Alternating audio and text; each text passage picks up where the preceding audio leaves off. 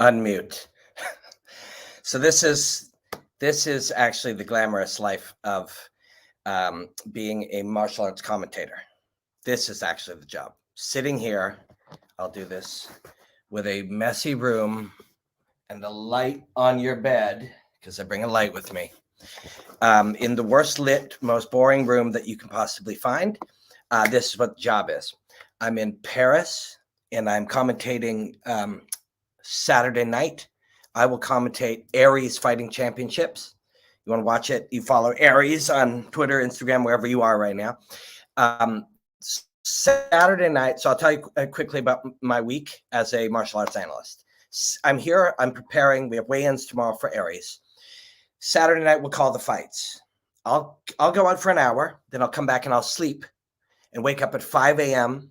France time and watch the UFC main card. And then I'll find a spot in this room and I will go into TSN Sports Center and analyze that same night as I'm commentating in an arena. Then I'll sleep maybe another hour. I'll go to the airport. I will fly 7.5 hours to Toronto. I will go immediately from there to Rebel Nightclub and commentate Lee Baxter Promotions boxing.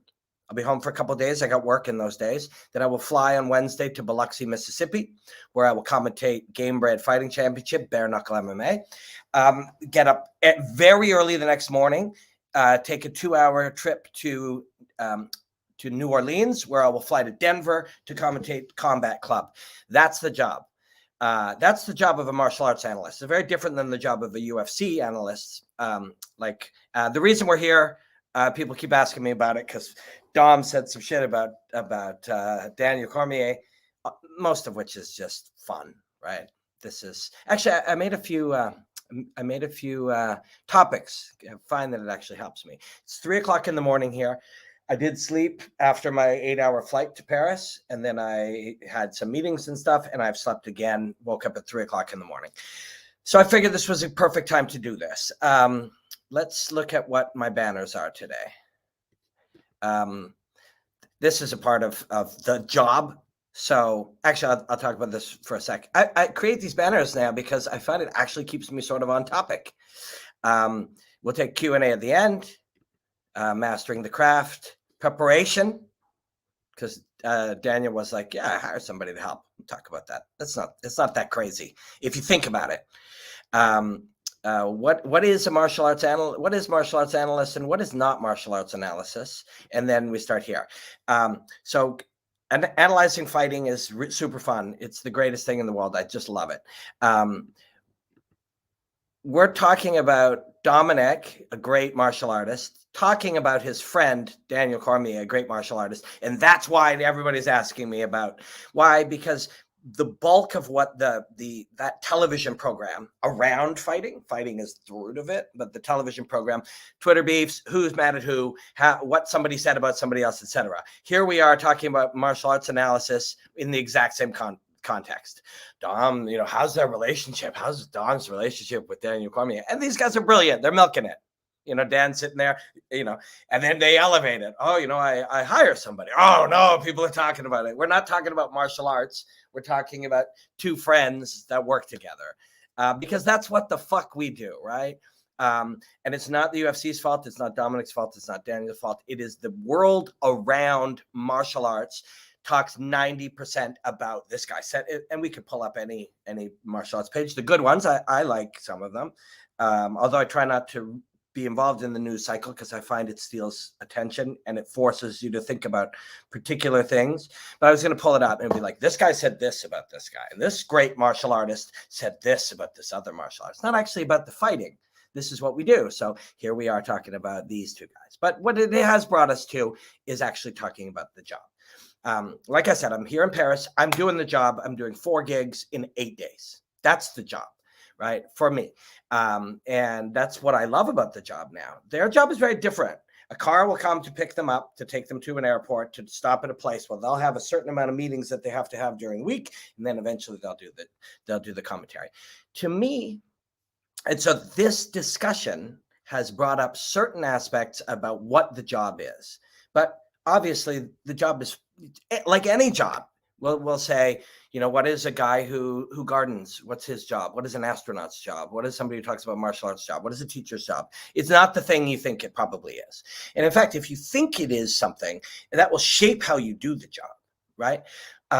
So to me, martial arts analysis, unlike corporate television, sports analysis, is to discuss, enrich the experience for the viewers. Right? That is what the job is, not what analysis is, but what the assignment is. My job, what I do, what I love to do, what I'm so grateful I get to fucking do for a living, is I just analyze martial arts. What is it? How does it work? What are great martial artists? What can we learn from them? How do they fight? What are their challenges and journeys? What's success and failure? How does the game of martial arts change? What's the history of it? How is martial arts competed in Nigeria or Cambodia or Myanmar, and I'll get to travel the world and do that. What is amateur martial arts? What is pro martial arts? What is Sanda? Go commentate it in China or Russia. So that's what I do. I commentate martial arts.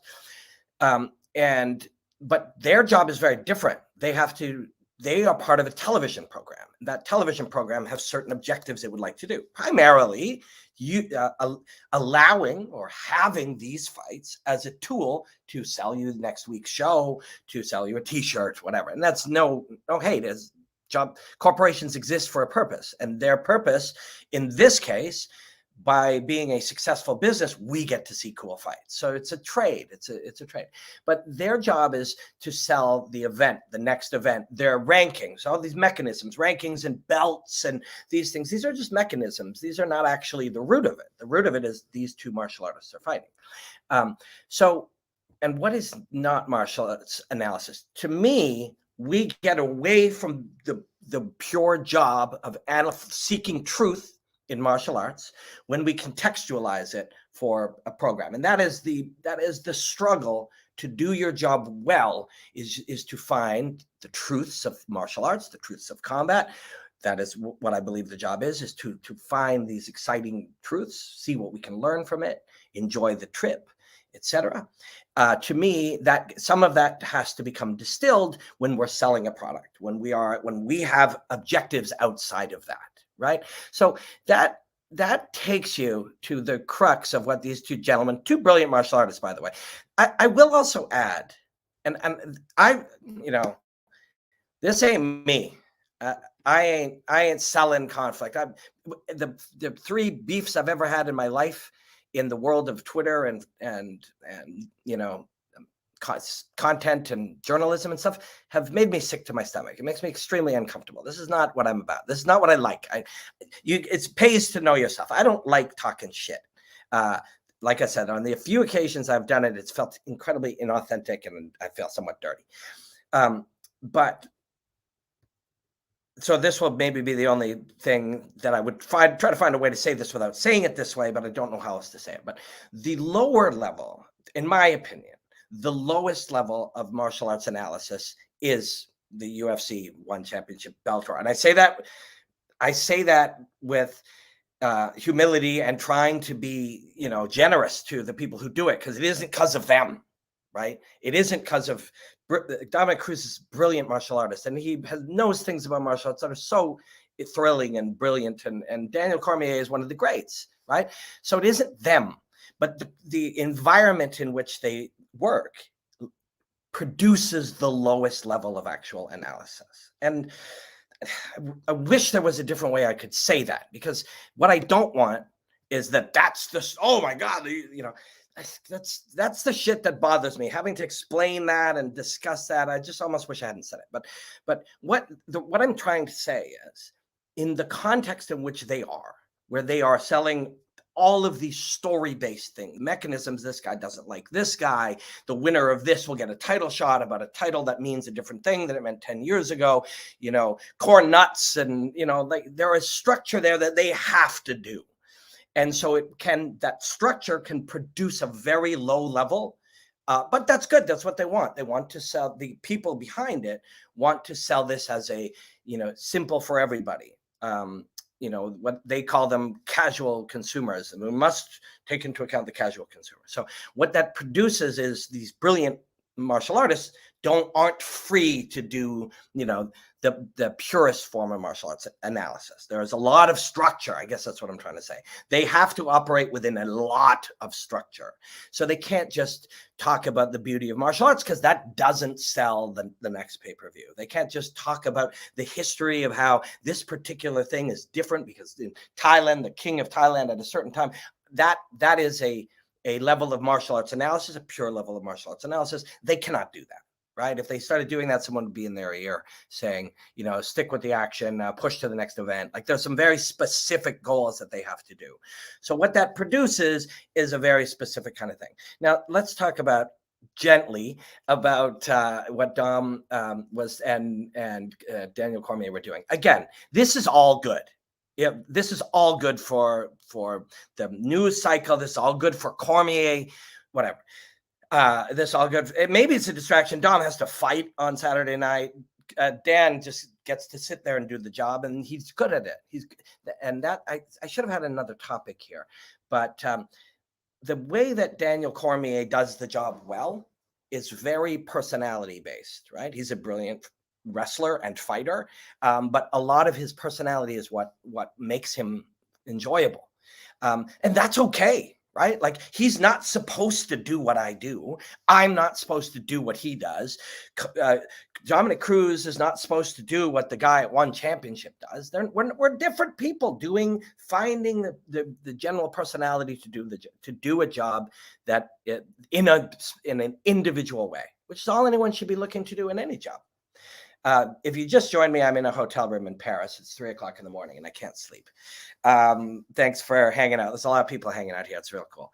But yeah, you should do the jobs as individuals. Now, so that will bring us to this topic. So the entire, again, I don't do news cycles. I don't do I hate that. Like, this guy said this thing happened. What's your take? Right? What's your take is the world that Daniel Cormier has begun to be exceptionally good at, right? And your take and the truth do not necessarily go together. And that's okay. That's okay. Not only is it okay, you can make a very good living giving people something that they love. Michael Bisping, what's your take on Dan Hooker doing blah, blah, blah? Oh, my take, right? Your take, your opinion, your strong opinion is how a lot of these guys do well in popular culture, right?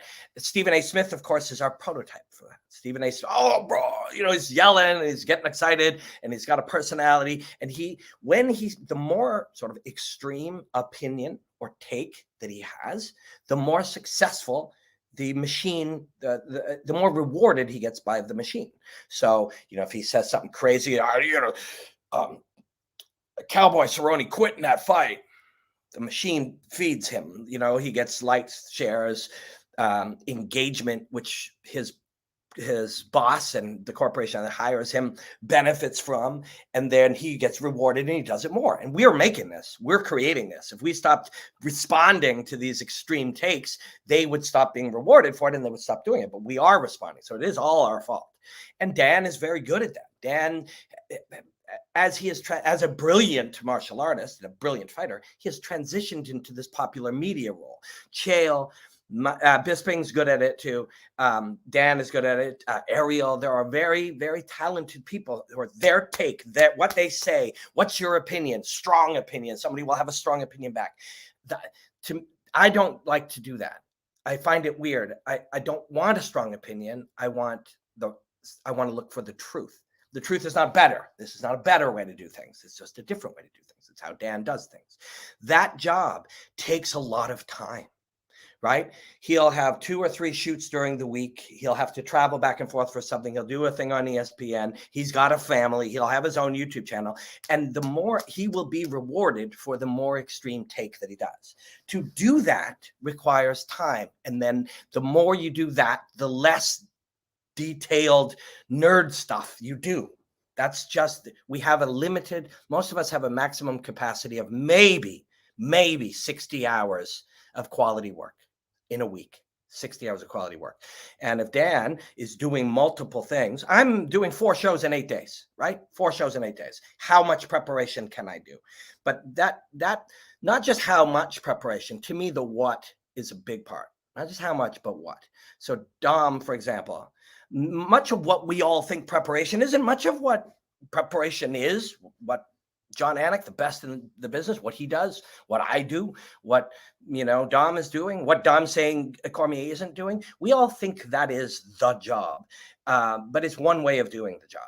So, and when he was like, so this is the question that came up a bunch. Oh, by the way, there's a lot of comments, like, I don't know, 100.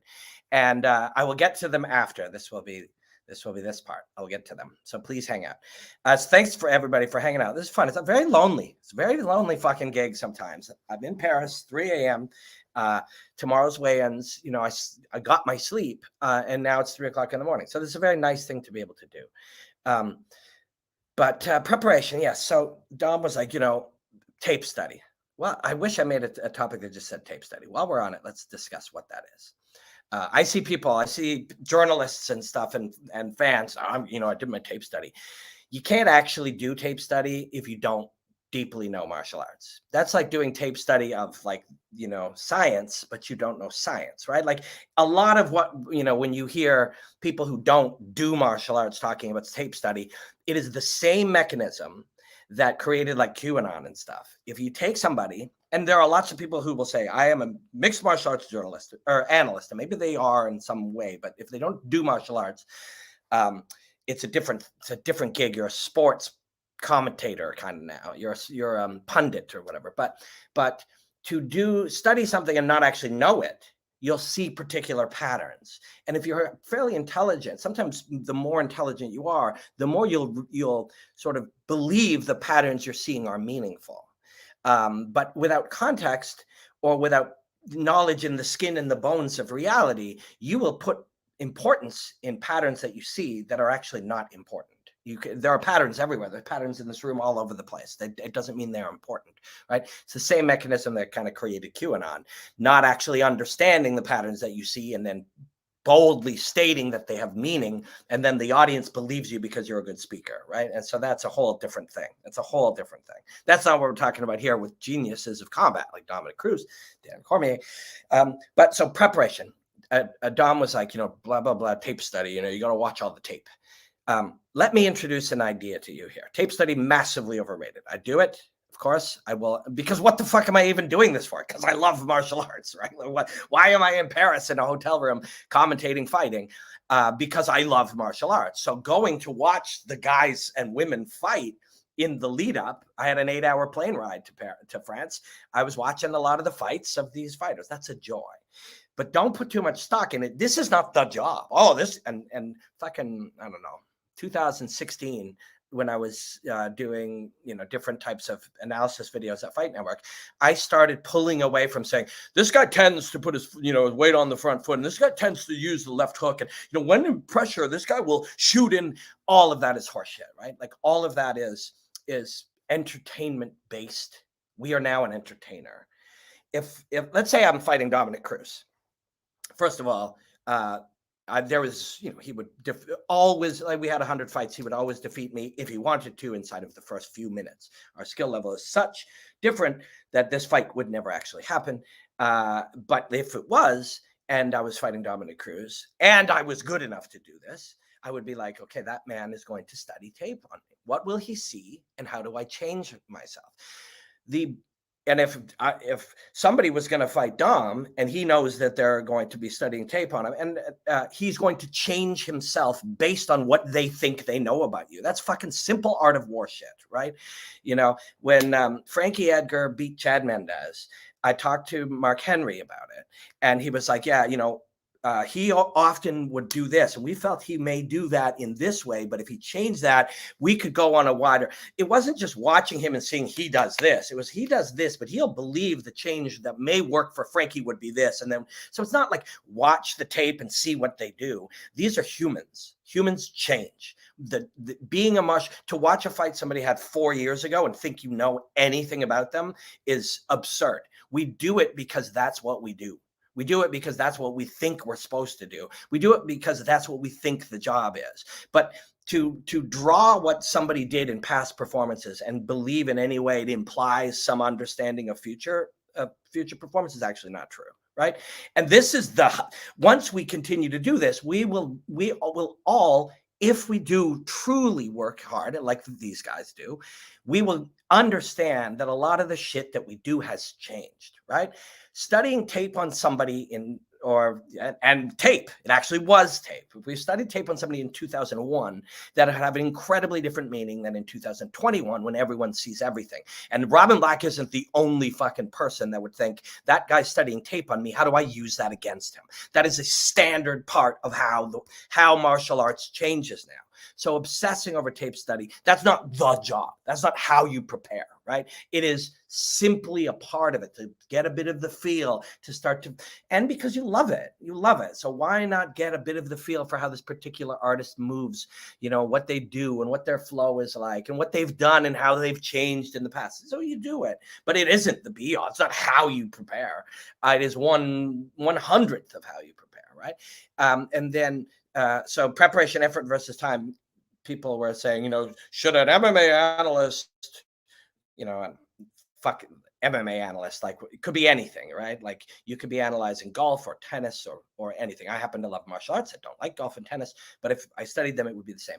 Should a golf analyst hire somebody to do their research or homework? These are all bad words for me. I don't do homework for these fights. I have 4 shows in 8 days. I've said that a bunch of times, but different people. I see dozens of people popping in and out. I can't just sit there and do those assignments, do my homework. I have to live in a state. To be an analyst of something is to live in a state of constant analysis. That's what it is. The role of television fight analyst is a role. Being an analyst is how you live, right? So you don't do your homework, but their job is very different. They'll do 10 or 15 shows a year. I have 4 this fucking week, right? So they will, and they have particular jobs, information that they will be rewarded for doing a good job if they touch on this information, which will all be sort of contextual to the UFC.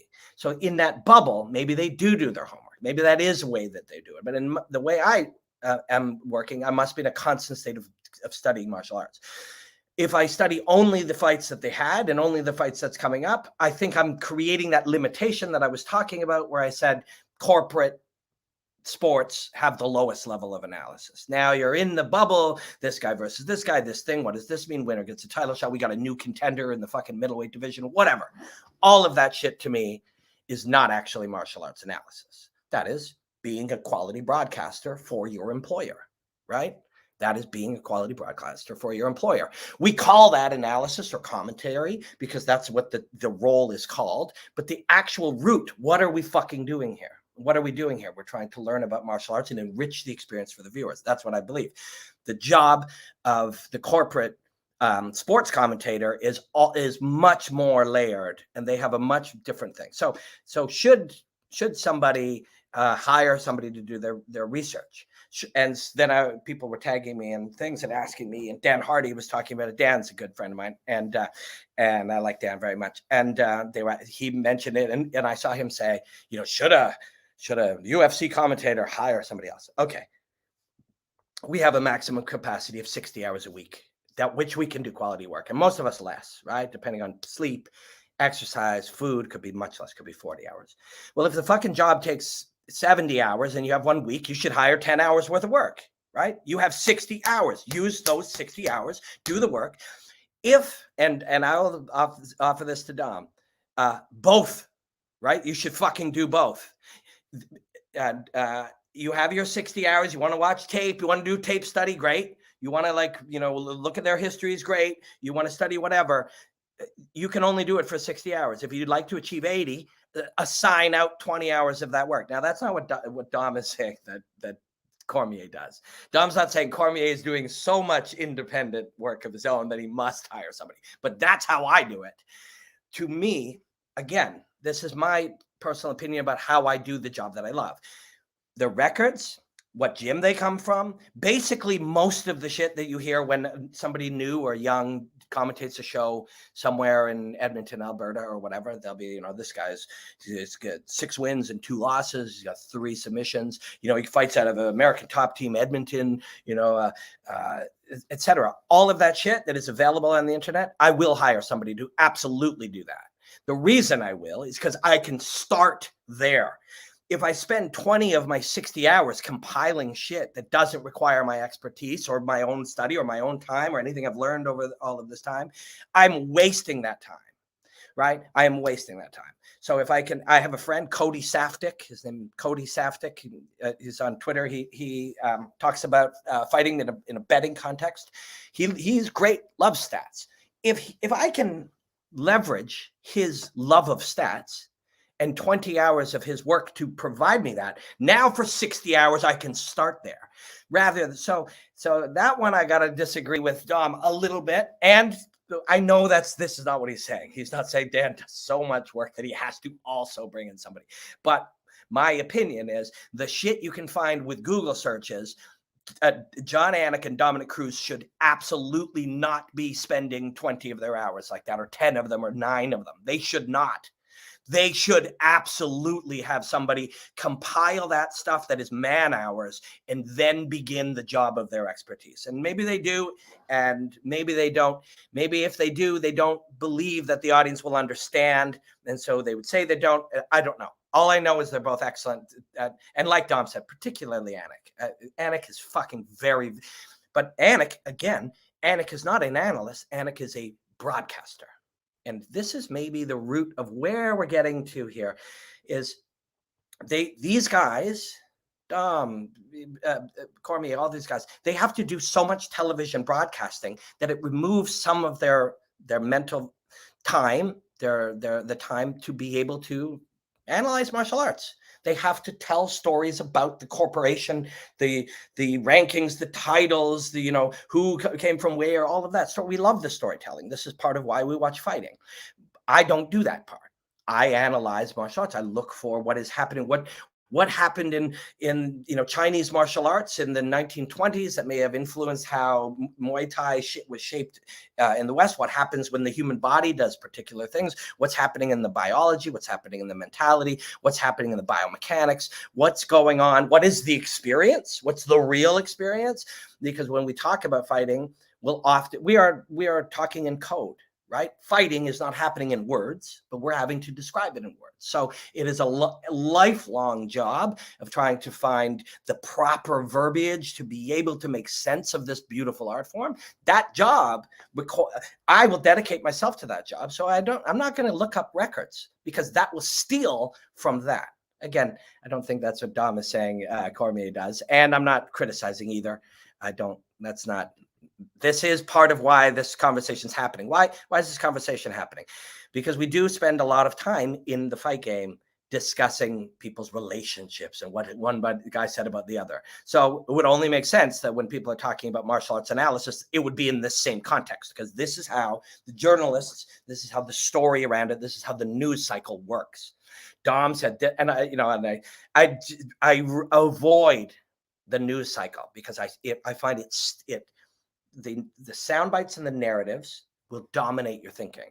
So you actually will start, and which is again why commentary happens a particular way in the confines of corporate television, because these narratives become a big part of it. And if we're constantly saying, things about a particular division, or having the same conversation about a low kick in a bubble, calf kicks in the bubble, we don't actually sit there going, oh wait, calf kicks have been around for hundreds of years. How did this thing play itself out in Thailand in the 1940s when, we sit there in a sort of a bubble of unreality. Martial arts is this living organism. It is not just the stories around a television program or a sports league, right? It is a living organism. The more of that you do, the less storytelling that you might do, and that's okay, because we have experts in all of these things. There are times I have to tell a story. There are times I have to debate a thing with a guy in different contexts of my work, but that's not what my specialty is. We can all specialize. I specialize in the actual martial arts and my love and curiosity about them. And the more you do other things, the less you can do that thing. So that's really kind of what it comes down to. The reality of this, not what's a nice clip on Instagram and Dom and DC are, and trust me, they're probably having fun. Dan could be a little offended, but he shouldn't be. I mean, I shouldn't say how he should feel. He doesn't need to be, because he has moved towards hot takes, opinions, provocative kind of thoughts. In the thread of people like talking to me about asking me about this, my opinion, and again, I'm trying not to give an opinion. I'm trying to sort of just give insight into how, whatever I've learned about the difference of this job. Somebody pointed out Anthony Smith. It was because this is now a topic. Again, this topic isn't about, so what is your interest in martial arts, and how does it, it's about, oh, this guy said this about me and this, because that's what the fuck, how sports leagues contextualize a lot of things. But so Anthony Smith, that he, sorry, I'm tired. It's the job traveling over here. Anthony Smith was saying that people get mad when he has a certain thing, and he'll be like, yeah, like I picked against this girl. Well, I don't believe, again, what is martial arts analysis and what is not martial arts analysis. Making a pick is a television mechanism. It provokes debate. It creates engagement. It mobilizes the audience to debate. But that's not analysis. Making a pick is not analysis. Analysis happens independent of who you're going to guess based on a tiny fraction of the information that you know. Most of the important factors of who's going to win on Saturday night is unknown. Anyone got diarrhea from the weight cut? That's more important than your opinion of takedown defense, right? That's my opinion. Did anyone get a phone call that their mother, has taken a turn for the worse and she might pass away from cancer tonight? Because that's a lot more relevant than, this guy, how bad this guy wants it, right? That we do not have access to the most important information. So everything we're saying for entertainment purposes. So you don't have to make a pick. Now, you may have a producer that tells you do.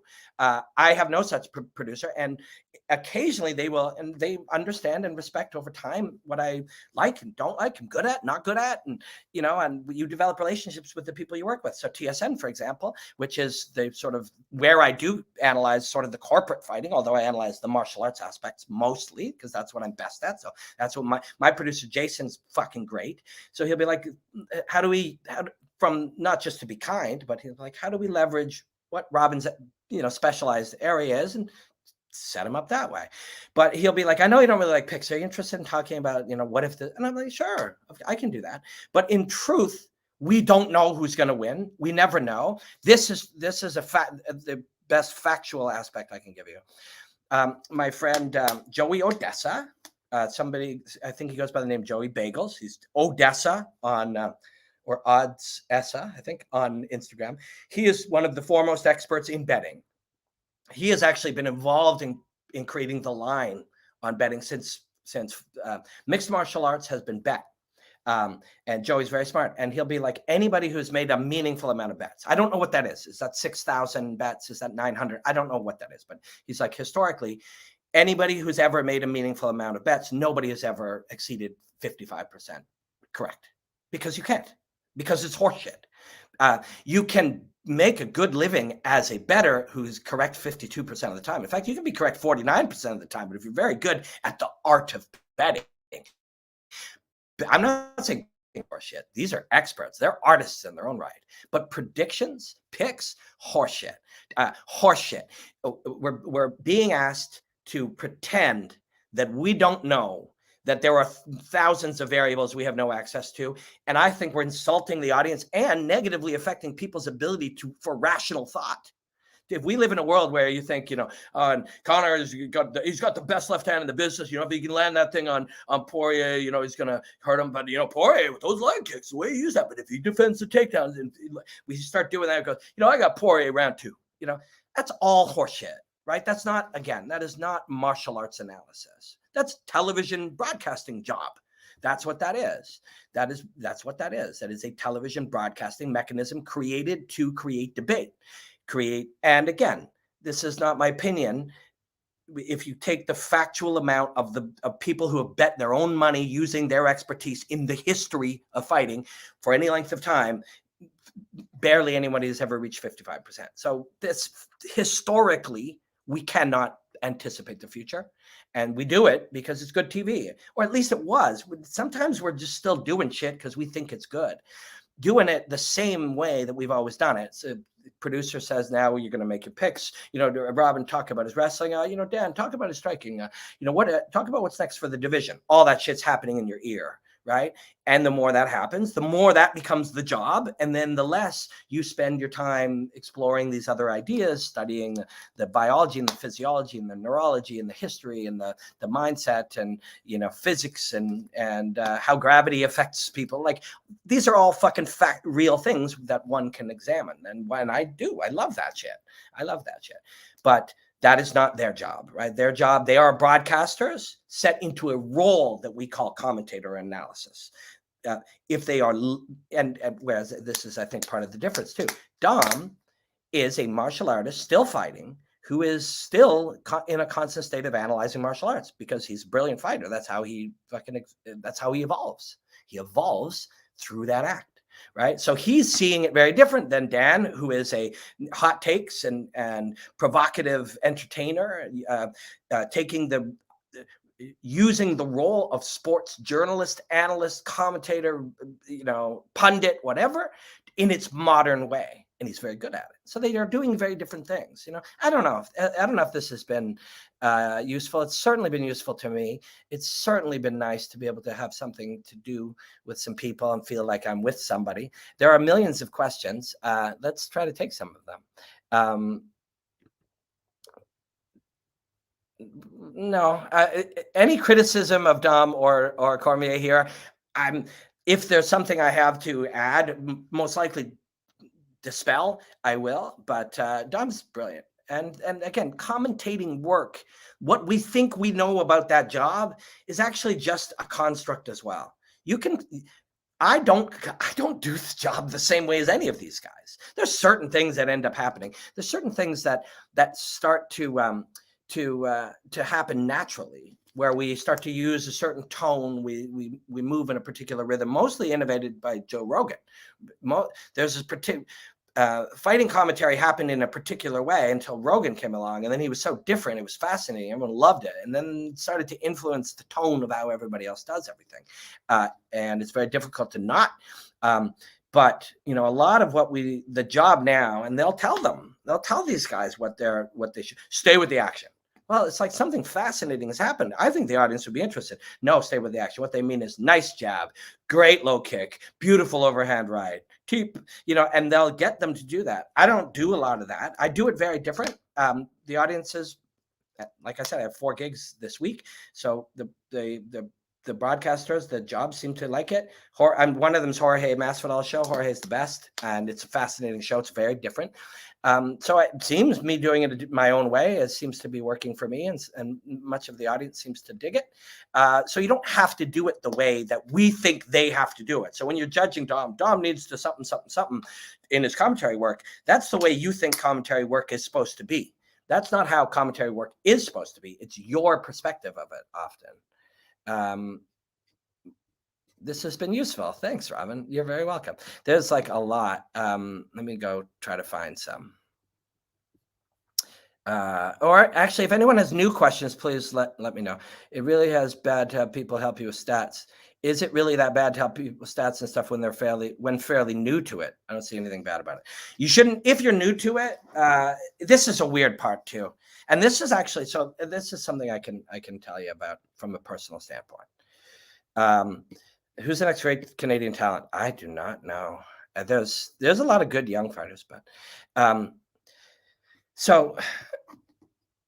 so when 3 or 4 years ago, no, maybe more, maybe like 5 or 6 years ago, when they started like moving more and more fighters onto desks and slowly putting them in commentary, a lot of the shows that I work would be like, oh, well, we got Kelvin Gastelum, and Kelvin's great and he's a friend. I'm just he's the first one that popped to mind. And, or we got, this, she fights in the UFC. She's awesome. And they'll be like, she's going to be an analyst. Once we got to the point that the interpretation of what the job demanded was a certain, paradigm that more or less almost any fighter could kind of do, I realized that my job would be in jeopardy. That like this thing that I love to do and that is I've built my life and my career around would be in jeopardy because most fighters are more handsome or pretty than I. Not most, but many. And not because I think I'm pretty, trust me, but because there are some gruesome fighters also. But many are. Many have more Instagram followers than me. They're more famous. The audience knows them. So if they can plug into what we believe the role is, I'm going to lose. I'm not going to work. So what I realized was I had to look and go, okay, what is that role? And how could I do it in a way that's better, quote. Because if I could do it it's in a way that I believed was better or what could add more or was valuable in some different way, I have, because this is my full-time job, I have the time. I have the time to be able to develop. So a fighter may be running their own business. They could be training in the gym multiple times. They could be teaching in the gym. They can be all the shit they have to do. I can take that time and develop my skill in a different way that they don't have access to. And I thought I'd better do that because otherwise, why are you going to hire me? Why the fuck are you going to hire Robin Black? If every fighter can do this job well, what I had to hack was what is the job and what is what they think that what is what we all think the job is and how can the job be repositioned in a way that I can add value to through my own learning and study and whatever. And what I discovered was the key to that would be stop listening to commentary, stop following the news cycle, stop reacting to everything. Hot takes, don't need them. I don't like them anyway. So like I say shit and then people get mad and I get weird. And I feel uncomfortable and awkward. Or I like express an opinion that I know is extreme just because that's the job. That's what Cormier is paid to do. That's what Stephen A. Smith does. That's what many of these, they're good at it. It's real. It's valuable to their employer. They are paid to say something, may not, say something crazy, say something a bit extreme, have a strong opinion and cut. Thanks, guys. That was great. And they leave. And I can't do that job. I'm not going to be good at it. And I don't like it. So I tried to find ways to develop the job differently. And over time, 2, 3, 4, 5 years, I now see it differently. I have a different perspective on it than they do. But if you think that what that job is that is the job, then you will have an opinion on how good or bad Dominic or Cruz or Cormier or some people shit on Rogan for like Rogan's innovated all this, and people are gonna shit on him. That's fucked up. I hate the phrase stream of consciousness, but for Robin, it's so applicable, and I'm here for this. Thanks, man. I'm going to throw out a few thoughts before I go. Thanks, guys. I really appreciate this. I'm going to throw a few thoughts out before I go about this. So 2017, I had a job in a television channel, a 24-hour fighting channel in Canada. And they shut our whole department, and then I had no job. And then I was YouTube, Instagram, and I was like, I'm going to do things. I'm going to follow what I believe is a worthwhile path. When I started doing that, people would literally be like, bro, like, why don't you just say who the two guys are? Say, they're striking, they're grappling, they're whatever, and make a pick. And I was like, because I'm pretty sure that's going to trap me somewhere where I'm not going to learn as much. I'm not going to grow as much. I'm not going to follow my curiosity into some weird places. I'm not going to explore strange ideas that maybe lead nowhere. If I get up every day and okay, we got, Glover Teixeira versus Jan Blachowicz, how do we see this going down? Well, Jan's got crazy Polish power. Now I'm saying horseshit. I think Jan's knocked out 7 guys ever. He's a brilliant martial artist. I'm a massive fan. I got to call some of his fights in English for KSW back in 2014, 2015. Loved him then. I actually watched Fight Network. They run some of our old replays. It's on free sampling or whatever in cable in Canada. So I had it on the other day. And there was me and my friend Ramdeen, and we were commentating Jan Blachowicz and 2014. I love the guy. But Polish power. He knocked out 7 guys ever. I think could be 8. I don't know. But now I'm fucking telling a narrative, and people like, and producers and different people, you know, Robin, talk about Jan's power. It's just a fucking myth. Not that he's not powerful, but power is not something you have. It's not an attribute. It's something you create. It's something you transfer. It's harnessed through movement. Like, it's not from your muscles. So now I'm just bullshitting. And, you know, camera 2, well, you know, Jan's got crazy power, but, you know, if he lands at one shot on Glover Teixeira, camera 3, yeah, but Glover's got that jiu-jitsu game. What if I just kept doing that? I could do that, you know, for 5 or 10 years, and then I'd be commodified and gone. And it's no fun. And it's horseshit. Somebody, and no, please do not take offense, because I know we're just thoughts on martial arts involved between Poirier and Oliveira. Beautiful fight. But what do I do with that? Right now, and of course, I want to talk about these 2 brilliant martial artists. But if every time there's a fight coming, we take the fight and we break it down, and then we, you know, compare and contrast. What are we doing? We're doing the job. Why does any of this exist? It exists to sell the pay-per-view. I can talk about fucking Charles Oliveira's grappling game any Wednesday at any time. I don't need to do it this week unless I'm super interested in it. And that's the true freedom of the job. I don't have to hype anybody's show. Now, I'm working at Aries on Saturday night, but I'm delighted working. And now I'm getting to see these fighters, and I'm around them. I'm going to chat with them after weigh-ins today. I'm going to consume all the information. And I'm going to take in everything I can about them, and I'll be deep into it. But I don't have to do that. I'm not working. I am actually working at 7 a.m. Paris time. I'm going to be analyzing Poirier versus Oliveira on Sunday morning here. But I'm not selling that thing. I don't work for that company. Like, all of that structure was created by corporations, football, baseball, fighting, hockey, whatever, to sell events. That is not what analysis is. It doesn't have to be that.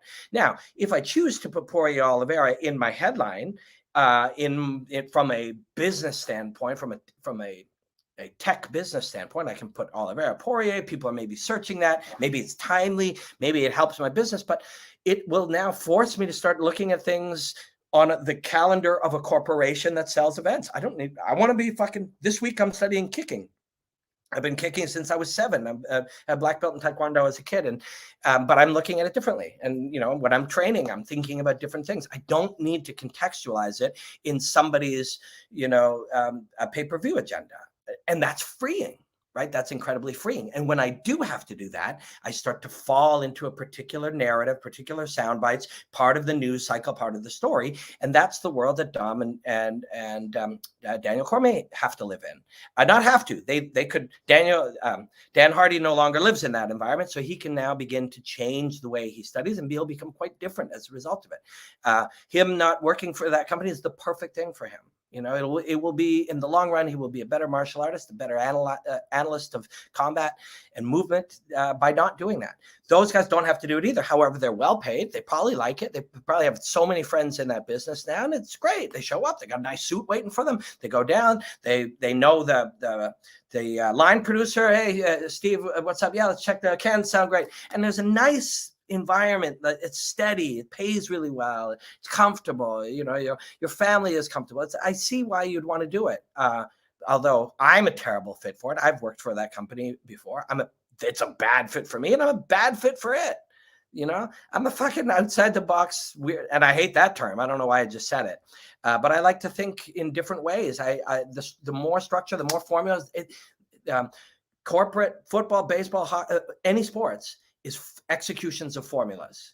You know, wide shot, we'll go to the Statue of Liberty, 2 shot on the guys, we're here, we got an epic main event, 2 warriors, you know, up first, the GOAT, the greatest of all time, and he's facing a tough contender here, and you know, if he can light him up from the, like, that's all a formula, and then we'll go down to the next thing and the next thing, and as a result, that formula sort of creates particular paradigms you have to operate in. I don't have to do that. I can literally just sit here like this in my room talking. But I also told you I'm fucking lonely. I've spent a whole day traveling here. My wife's at home. She's pregnant with our baby. You know, and I'm here. So but I am, you know, able to have the incredible freedom as an artist to grow in the things that I want to do in my own way. I can talk about it my own way. I can explore things in my own goofy, weird way. And there's incredible freedom to that. There's incredible freedom to that. I would like to add that although we might find the real analysis of the nuance of martial arts interesting, the American sports audience is more attracted. 100%. That's why I said, hot takes, yeah, people love it, and Cormier is fucking good at it. So he doesn't have to do what Dom thinks he should do. He doesn't have to do that. They're different. They're supposed to be different. And Dom doesn't have to fucking say, I think Cormier is awesome, even though they're friends. He can be like, hey, man, he does it that way. I think that way is dumb. And Cormier could be like, yeah, well, who's making more money? And Cormier loves pro wrestling, and he loves all those kinds of aspects, right? So he's doing it his way. The audience fucking loves that. Here's the thing. I don't like to brag or talk, this is not anybody's business, but I'm making a very, very good living doing it my way. Why is that? Well, because I'm one of only a few. And although this is a harder route in many ways, I'm fucking working, more than my 60 hours a week. And the travel is challenging and all the different aspects, learning all these things, editing and fucking posting and building your own shit and learning all these platforms and stuff is very, very exhausting. But because, yes, the audience, millions of the audience, that's what they like. But there's still thousands who don't like that. And they're under-serviced. And so I get to show them what I do. And some of them are like, oh, that's my guy. I like that guy. I like the way he does things. And as a result, there's room for this, right? But yes, the large, broad audience likes that particular thing. But I will add this, and I believe this fully. You cultivate that. Why do they like hot takes and stuff and extreme opinions? Because there's lots of them. We're cultivating it. If there were, if I was starting not that this would be wise for anyone, football to compete with the NFL or fighting to compete with the UFC or something to compete with McDonald's or Coca-Cola, would you do the same thing?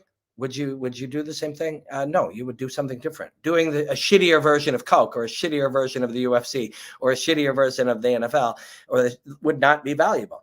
But here is the value. When you specialize and you do things differently, and here's the downside for the UFC. And again, I'm not trying to talk shit.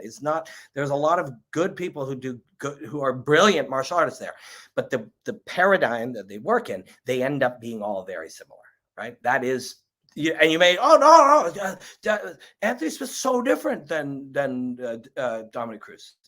Yes, within the context of what they must do, and they don't even know it. You don't know what you do and don't do until you're put into a fighting surface in Myanmar to fight some other martial art. And you find yourself going, beautiful right hand, man.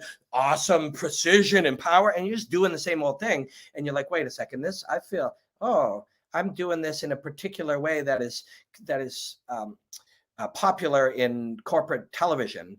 But that isn't how I have to do it. And slowly you can do it different.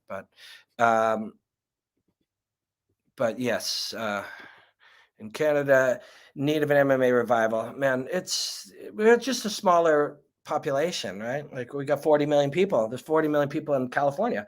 So it's going to be harder. You're going to have a smaller pool of fighters. But there's a lot of great fighters. There is a lot of great fighters. Go visit the MMA Factory. Yes. So Fernand Lopez is my friend. And he is Cyril Gahn's coach.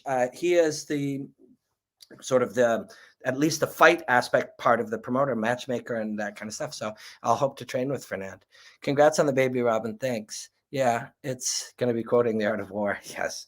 I'm very excited. It's going to be a special thing. Very, very life-changing.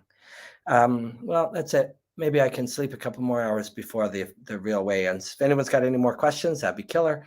And if not, then, thanks for hanging. It was nice. I hope I made sense.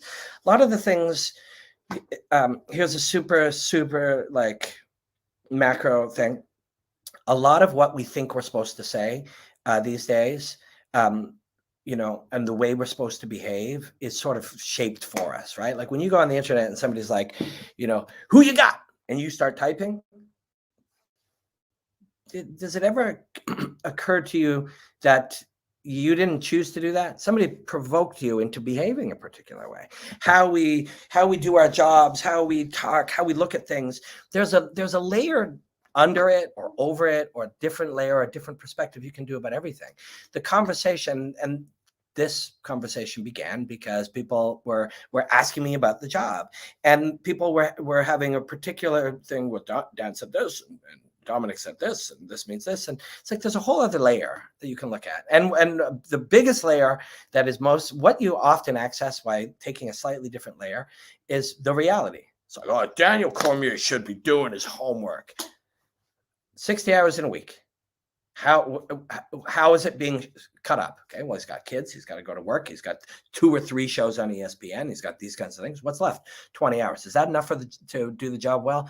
I don't think it is. Okay, hire fucking somebody to help you and get them to do the easiest stuff, because the easiest stuff isn't where you should be using your time. And again, like Annick's the best. And I do chat with him. He's given me all kinds of valuable insight. He's just been such a great guy.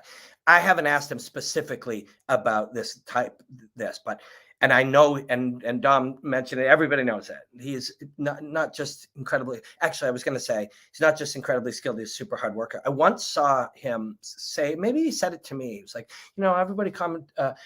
everybody compliments my work ethic, but I'm talented too. Or he didn't say it that way. He said it in a much more humble way. But, it would be nice if people also mention my skills. And it's like, I think he's missing the point in a beautiful way. Your skills are a production of the hard work. There is no differentiation. Hard work is important, but hard work also makes you skilled, right? There's a formula.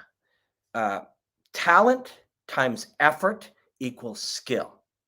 Skill times effort equals accomplishment, or something like that. But what do you notice? Effort counts twice, right? There is no difference between effort, hard work, and skill. Skill is a consequence of hard work, right? So where are you working and what are you doing? And if the job is to become the provocateur, the hot take guy, you're into the news cycle, reacting to everything. Hey, let's get some takes. Let's get some reacts, right? That's what the biggest guys are doing, and they're good at it. Fucking Chael's amazing at it. It's fun. And Bisping's really good at it too. Bisping's also a great fighter in martial arts, but he's really good at it. Bisping's opinionated, right? That's real for him. And so is Cormier. The more time you got to put into that to be good at that, what does that leave you? Less time, right? It's called opportunity cost. And that's that's a fact of life for everything. And it's something, if you take nothing else away from this, take that. That the reality, oh, this guy should be doing this. Well, why is this guy doing that? Well, time, the opportunity cost. If you decide you're going to take your baby for a walk in the stroller, you cannot also be studying politics, right? If you're watching CNN or Fox or MSNBC, all the same garbage. If you're watching that garbage, you cannot also be studying martial arts or, lifting weights or going for a run or being a good friend. You can't. Like, it's called opportunity cost. You have only so much time.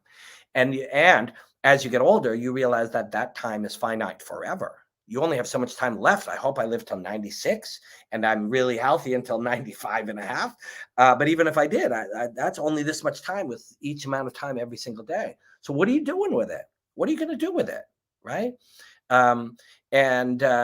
If you love what you do, if you have a job or a calling or a passion or a hobby, my job is all those things. So I put a lot of time into it. And then any time that I carve out, I'm going to spend with my wife and my soon-to-be baby. And that's how I'm going to spend my time. Within the context of the job, how are you going to spend that? And again, when people are asking, do the homework or hire somebody, the fucking answer is both. That's the answer. Do the homework with all of the time you have left. And whatever, if you have not done enough, you will then hire somebody. But I'll even do it the opposite way. I'll hire somebody to give me the shit that, though, if I spend 10, again, I'm repeating myself, but if I spend 10 hours compiling records and going on SureDog and looking up, which gym guys are from, if I spend 10 hours on that, I can't spend that same 10 hours also on the higher level stuff that I want to do. So I'll hire somebody to take that base level, and I'll build from there with my 60 hours, right? The answer is both, right? So if you see people arguing Cormier and Dominic Cruz, who's right, They're both right. Although they're both right when you combine them. Not either or. It's not either or. You should be doing both. This is a very kind. Yes, I will get some sleep. Fights are Saturday night here. I believe that will be Saturday afternoon in Canada. Please follow Aries Fighting, and you'll be able to see where you can get the pay-per-view. I'm a great believer in luck. The harder I work, the luckier I get. That's a great quote. And it's true. The luck plays a part in it. This is the kindest. I don't know where you got 16. There's a whole bunch of different platforms that all come together through StreamYard where I am. So I don't know where you got that, but I like it. But also easy. Made a lot of sense, Robin. You speak from the heart, and that's why we tuned into you. Well, thank you. Thank you very much. I hope I made some sense. We need some more 1-minute breakdowns. My Instagram, I got, I don't know, 1,500 of them. And again, that's part of the job too. You know, the job again, you know, isn't to do your research. Do your research has gotten to be a weird thing. People be like, I did my research on COVID. Yeah, what'd you spend? Oh, like 10 hours. Yeah, because that guy spent like fucking 8 years, 40 hours a week to study this thing, right? I think my friend has texted me. Somebody sent me a nice note. But yeah, so yeah, don't be mad at those guys. They're also kind of working you. You know, any conflict these days is valuable. If I wanted my shit to blow up, and I don't want it to blow up in any kind of weird way, all I got to do is start talking shit about somebody. If I start talking shit about Cormier or Cruz, you know, maybe it would break through enough. Say some stupid extreme thing about it, you know, say some like, you know, nonsense, like, and pick a side and stuff. Your shit will engage, but it's not a permanent, it's not a valuable. You're not bringing value to anybody. You're just joining in the stuff. And that's not my thing. It's not my thing. And again, I have, through either mistakes or trying to like play the modern way, I've done it before. Never works out. It's awful. I feel terrible. I feel awful if I say something bad about somebody too. But that's okay. You know, we're all different. We're all different. What fights are you most excited for this weekend? I'm most excited for Aries Fighting. I'm commentating boxing on Sunday as well, and I'm thrilled to be there. It'll be on Fight Zone. That'll be on Fight Zone. It's a Sunday afternoon show. Fight Zone is an app, so I'll be commentating that. I'm excited for the fights I'm at. Obviously, I'm super excited for Poirier Oliveira too. Oliveira is an incredibly skilled guy, but this is a tough fight. Poirier, it's like Poirier's going to come in there like, you know, he's been psychologically building up to this moment, and physically and emotionally and technically building up to this moment. So, you know, I don't tend to cheer for people. I'm cheering for the moment. I'm cheering for their exchange.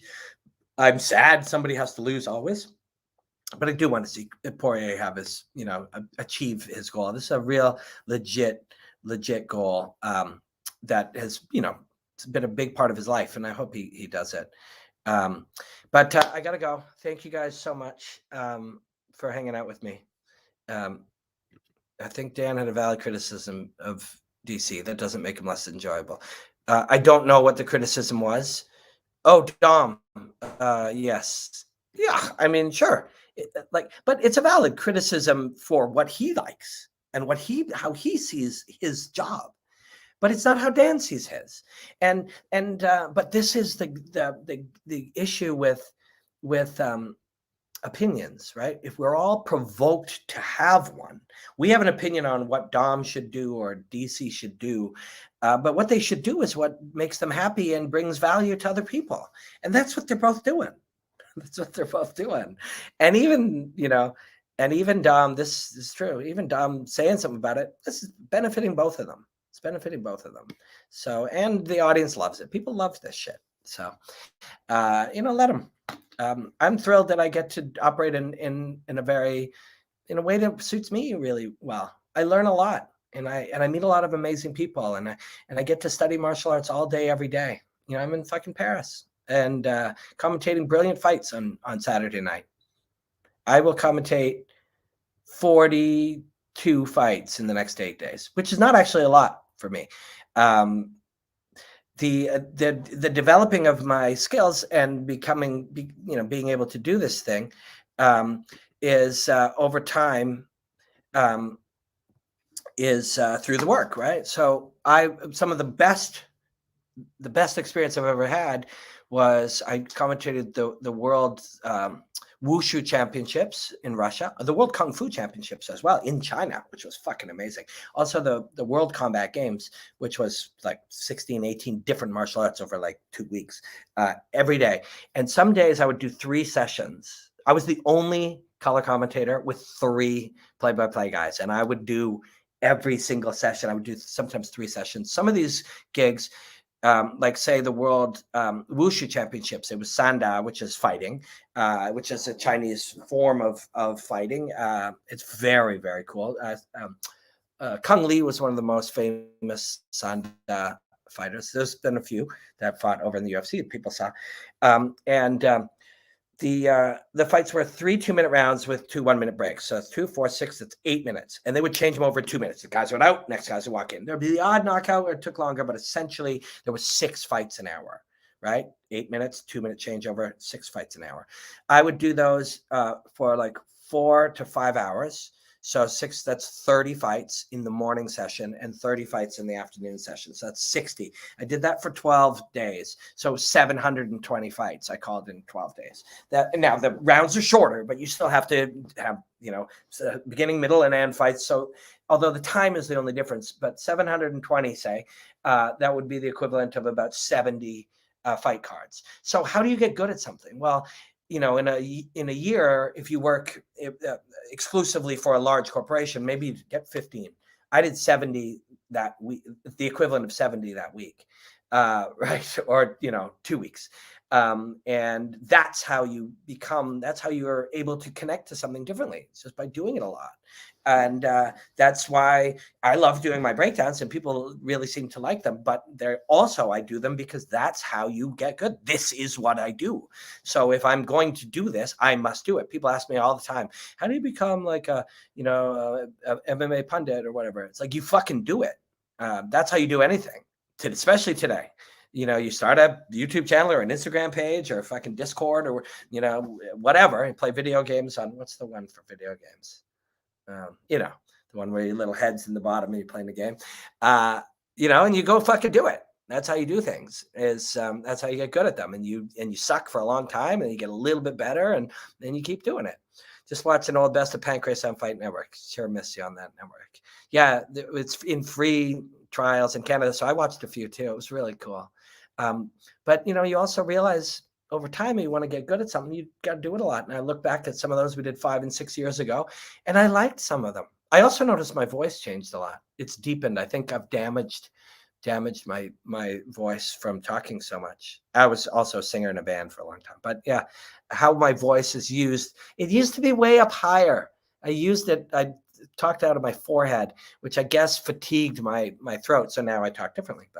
But yeah, Veronica Macedo is working with us, and she's on Full Reptile channel, and she's great. And we chatted yesterday, had coffee and stuff.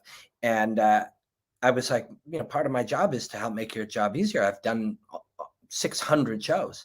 And, when you think about it, like 600, how's that even possible? That's like 60 shows a year for 10 years. And it's like, well, when I worked at Fight Network, there were weeks where we'd do 3 and 4 shows in a week.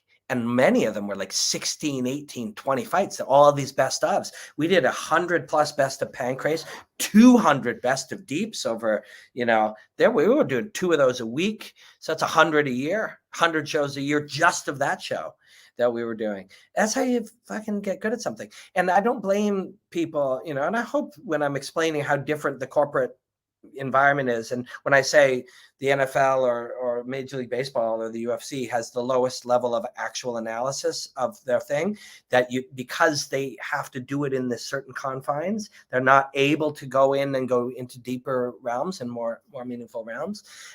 It's also like you don't get to do that much. If you do, Rogan's got to do hundreds now, many hundreds. But so that's why he's so good. That's why he's so good, because he's natural. And somebody might say, you're a natural. He's not a natural. He's natural by doing hundreds of them. it became natural. Now, when he sees fights, he's able to express something about them in real time. When I was studying this job too, over the years to try to, I love it. It's my calling. It's what I love to do. I started to study the mechanics, the brain mechanics of freestyle rap and jazz improvisation, because there's similarities, and a lot of the mechanisms are to be in a constant state of this. That's how you do it. So 12 shows a year, 7 breakdown shows a year, only the ones that I get paid. Not I get paid to do, I don't know, 100 or hundreds, but let's say I worked for ESPN and they just said, well, do this thing, on only the big fights, 10 a year. How the fuck am I going to get good at analyzing, creating analysis videos, doing 10 a year? I see some people have those jobs. How the fuck are you going to do that? I do 10 a week. How are you going to be able to progress to, in a world where some people are doing 10 a week if you do 10 a year? You can't. So you have to be in a constant state of doing this if you want to do it in a meaningful way. But not everybody has to. Again, you don't have to do anything.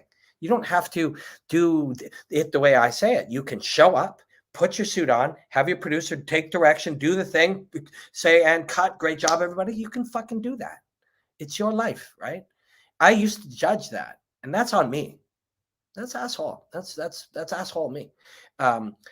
It's not my place to judge how people want to live their life. Everyone can do it their way. Freestyle rap. I studied freestyle rap, the mechanics of it.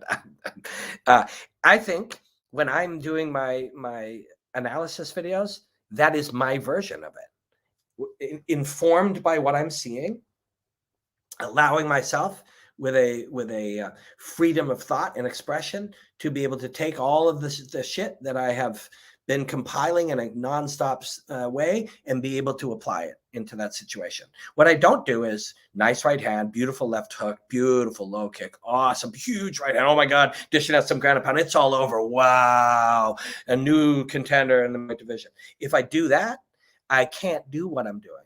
It's the same thing. It's opportunity cost. You cannot do both. You can't say striker versus grappler in a stylistic matchup. If he can defend the takedowns, but if this guy can get a striking going, this is going to be fireworks. You can't say that and also do the things that I'm exploring, because you can only do one or the other.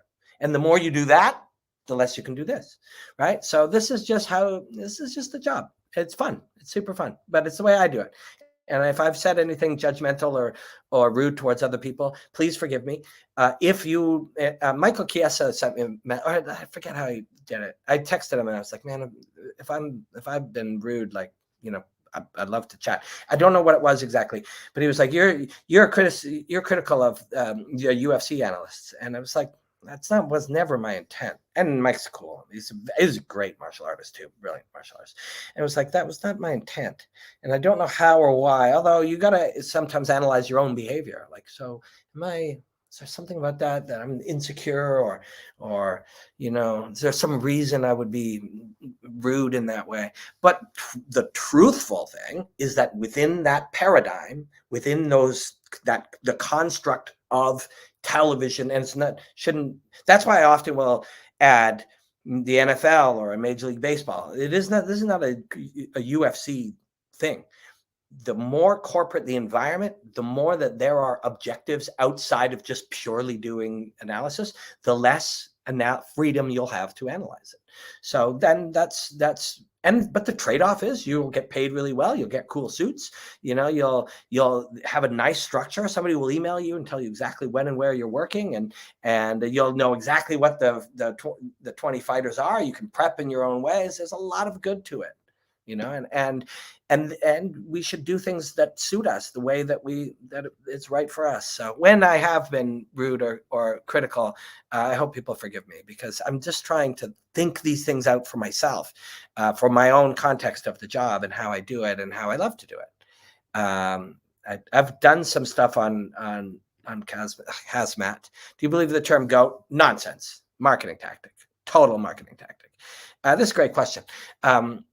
Because the problem is none of us will agree on the criteria. None of us, we even agree on the meaning of the criteria. None of us know what legacy means. The context, are we like contextualizing something based on the time or now? Because the greatest basketball players ever are now, the greatest fighters ever are now, the fastest sprinters ever are now. Now, because and not exclusively, there are other examples and other ways we can do it, but it's just nonsense. It's just to provoke people to talk and engage. You are as legit as fuck, but I'm annoyed you have done this live stream at 3 a.m. as I have to work at 9 a.m. UK. We only have an hour on France. I'm so sorry. But I was awake.